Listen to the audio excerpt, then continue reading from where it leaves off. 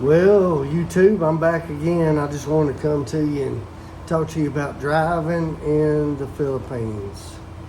Coming from the West, we've all went through driving school. A lot of us been on tractors way, way, way early. So to us, driving is like, riding a bicycle. It's just, you know, and motorcycle. We all do it. But then when you come out here and you realize that cars really wasn't a very big commodity until apparently here recently, here within the last 10 years or so.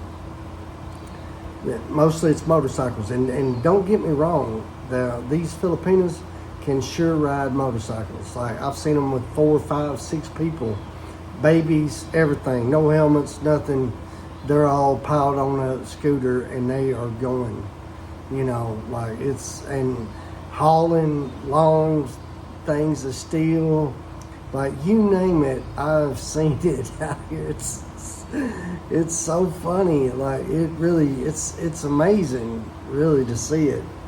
But it's kind of like the redneck world of of the islands, if you could imagine that. So, I love it. I mean, I'm not gonna lie, I love it. I love seeing these tricycles hauling big long truss of steel. They're going to go build a roof somewhere, and they ain't about to pay the delivery bill. They're going to get it themselves on whatever means necessary. And it just reminds me so much of home, being from Tennessee and being, from some place that we was raised to, to do it ourselves. And I think that's what this world's got away from, is guys and gals doing things themselves, raising their own food, killing it, slaughtering it. Like there's a process. And you can literally eat, these people out here, they eat they kill a pig, they eat the intestines. There's nothing that goes to waste. Nothing goes to waste. Chickens, same way. Ducks, same way. Fish, everything.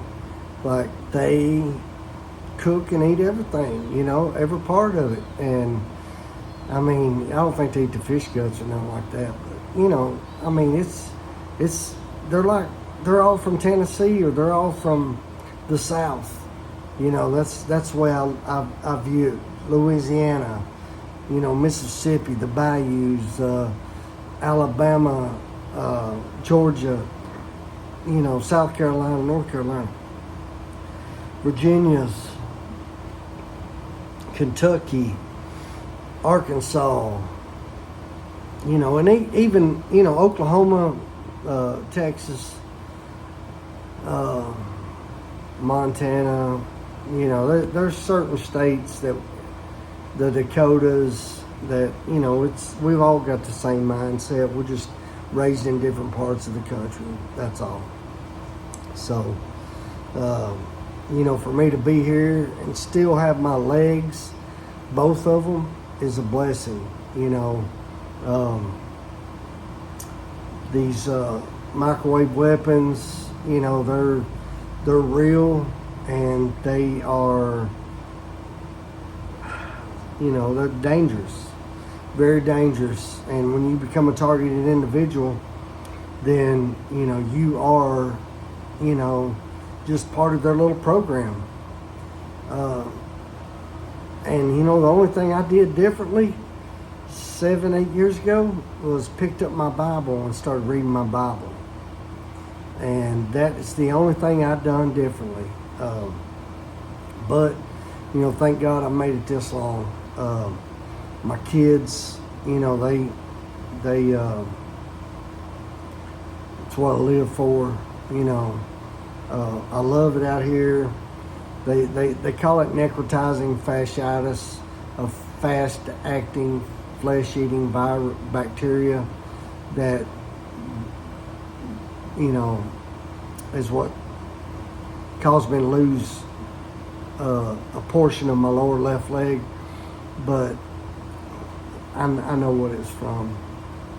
You know, I know what started it. I don't, you know, now, yeah, was it fast acting? Very well could have been. But it got heated up like a hot dog, you know. So, and you don't realize it. You will not realize it that day. It'll be the next day or 2 days after. You know, when I say microwave, it literally is microwave weapons. And the United States is a big, you know, I've heard that Russia and China's kind of got this technology too.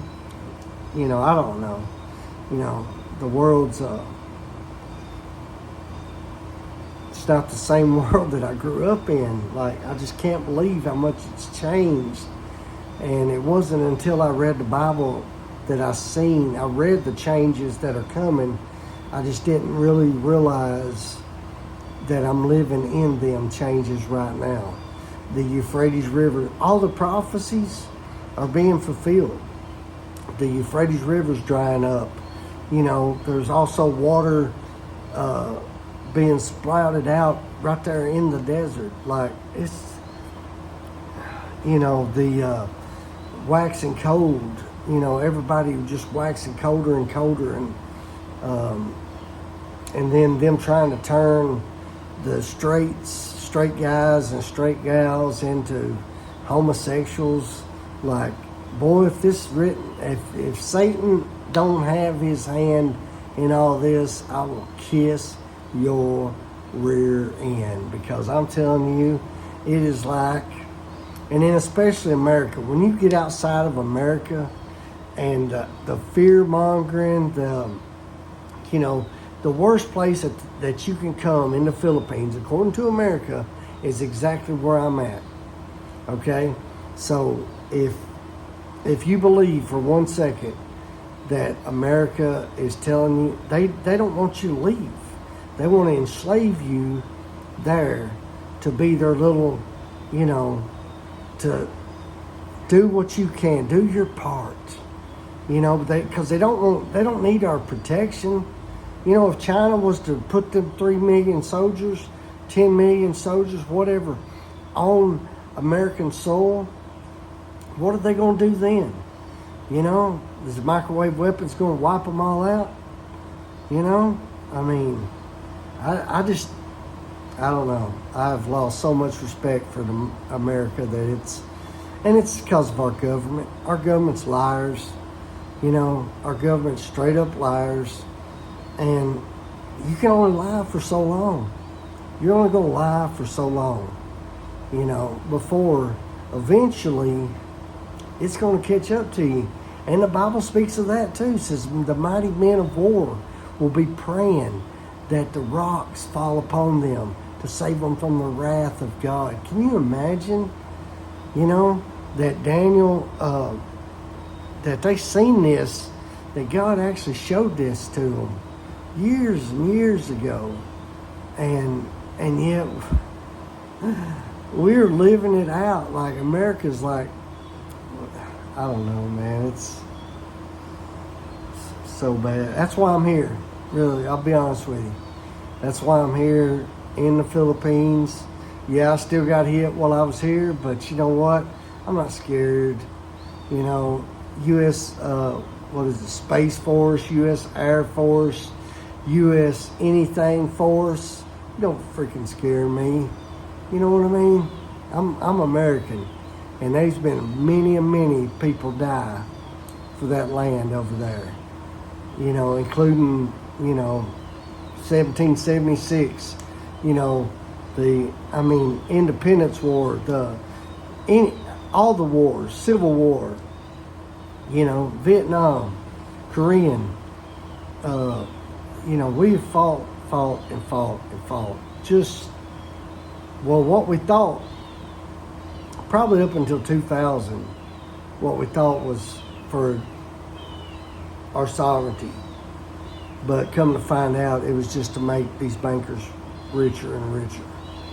You know, so when you start looking at it like that, then you start realizing that, you know, wars never good. It's making somebody rich and killing the other people, the lower class. And they don't care. Especially America, they really don't care. They'll throw their guys out there. You know, look at Vietnam, you know. But, I mean, I could go on and on about this. But, you know, I wanted to come and talk to you about driving in the Philippines. Because I'm here to tell you, if you're not on your A game when you're driving, people will pull out in front of you. No turn signals. It is the worst experience I've had since I've been in the Philippines. And I rented a car, so of course I didn't want to wreck the car because it's rented. But I drove it to a couple different areas, you know, here in Mindanao. And the first area wasn't too bad, but man, going to General Santos was like it was crazy. I mean, it was crazy. So, I made it. Let's just say I made it. And I'm professional. I've got my professional driver's license, you know, and it was everything I could do in a four-wheel car to keep my calm and cool and collective. You know, even though my pastor back home says, oh, just pray for them. Anytime that, you know, they cut you off or they do this or they do that, just throw your hand up and say, Lord, I know everybody can't drive. Okay, well, when you get over here, he really means everybody can't drive. You know, you know, and I don't mean to be, you know, but they need to do something different. You know, they need to, courses or something, like get these people under something. You know, I don't know how they do it, you know. So I'm here now, so I have to do, when you're in Rome, do as the Romans do. So I'm in the Philippines, do as the Filipinos do, you know. But anyway, yeah, I just had to warn you guys, like, don't come over here and think you're going to rent a car and think that everything's going to be okay. Because I'm here to tell you, it is not going to be okay. It is going to be a nightmare. You know, so just be on your A game. Please do not be consuming alcohol. Whatever you do not consume alcohol and try to drive. You know what I mean? Because you will be a statistic guaranteed. So just come over here, you know, stay sober, you know, drive carefully, always checking your mirrors, always checking your mirrors. Toot your horn when you're going. Oh, that's another big thing. When you're driving past these scooters and these motorcyclists, you know, they're supposed to stay over the right two lanes. That doesn't always happen. Sometimes you got to pass them in their lanes because they don't, I don't know if they just don't know or if they're just on a death wish. I don't know. But either way, just know, that you've got to be on your A game. You've got A++ game.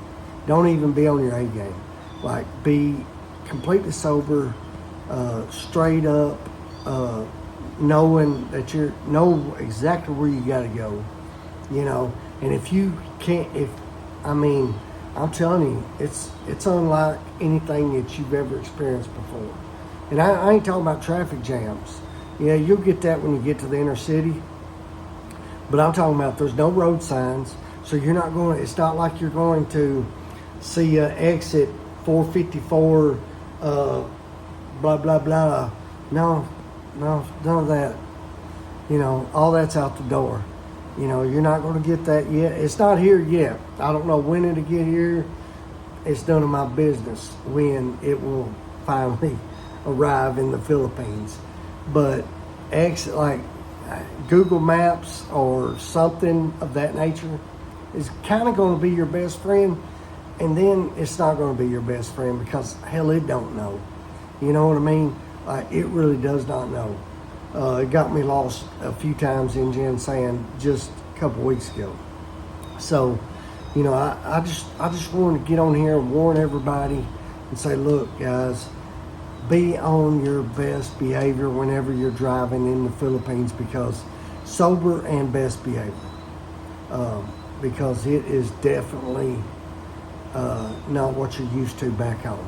And if you're from the West, if you're from, you know, any other country, I'm just saying, you know, just be on the lookout, because it's crazy around here, you know, it really is. But just want to get on here, let my family know I'm safe, you know, sitting here in my little boxed out apartment. Hopefully I get to move to my other apartment here soon. But y'all have a great night, and God loves you, and I love you too. Take care.